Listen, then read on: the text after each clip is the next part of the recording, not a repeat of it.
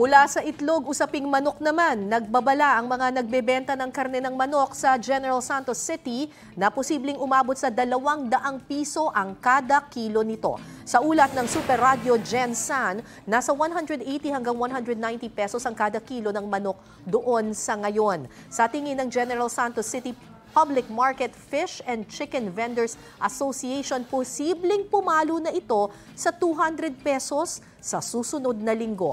Tumataas daw kasi ang demand sa manok tuwing papalapit ang Pasko. Dagdag naman ng Department of Agriculture Region 12, nagmahal din ang feeds o patuka sa manok. Mga kapuso, para sa mga maiinit na balita, mag-subscribe sa GMA Integrated News sa YouTube.